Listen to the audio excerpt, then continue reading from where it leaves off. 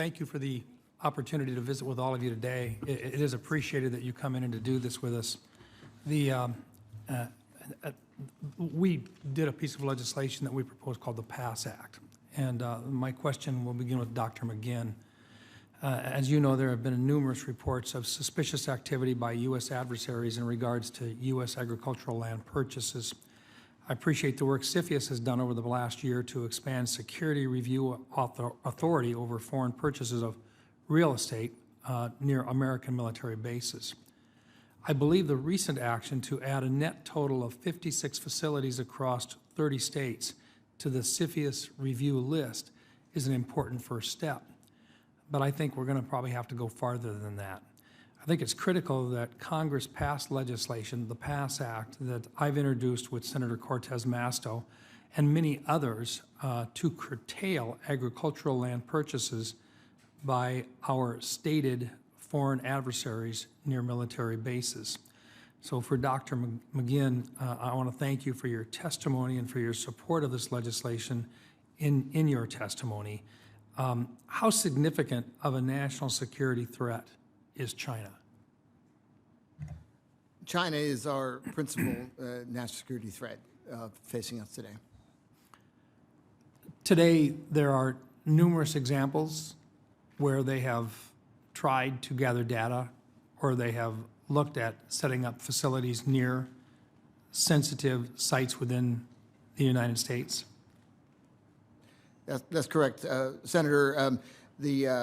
I used to oversee CFIUS when I was in the Department of Defense several years ago, and there was a big turn in the late mid to late 2010s when CFIUS transactions were principally from European-based countries or Japanese-based countries or like, to becoming China started using state-owned enterprises or private companies to conduct conduct transactions. And so what that led to is Congress acted and established FIRMA, passed the law that modernized CFIUS specifically to address these kind of threats. And I will say, I can't talk about specific transactions, but those kind of proximity transactions were really, really closely monitored by the committee, and they continue to be so. So I would encourage you to work with talk to the committee about the gaps that they see either in the Department of Defense or Treasury, and how your legislation could potentially help the CFIUS authority. But the more that we can strengthen and protect our national defense assets geographically in the United States, the better. Great, thank you. I appreciate the support on that legislation. Ms. Lyon, South Dakota and states like mine have mineral resources that could contribute to our national defense and reduce reliance on adversaries like China. Given the permitting challenges and price manipulation you've described, what steps, legislative or administrative, would help make DPA support more effective for companies trying to establish domestic processing capacity? Thank you for the question, Senator. Processing is absolutely the next link in the supply chain that we must be concerned about. It doesn't make sense to take all of this effort to get minerals out of the ground to have to send them to China for processing. Antimony is a really interesting case where China controls about 50% globally. They control 80 to 88% once you include secondary processing.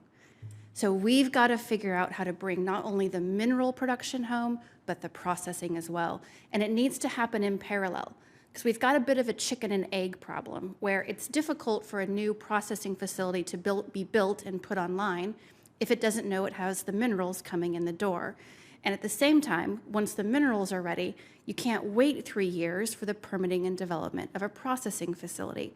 So DPA can absolutely use its authorities to help these things occur in parallel with one another, and that requires investment. I think that's one of the most important reasons why we need to move forward with the reauthorization on DPA. Thank you.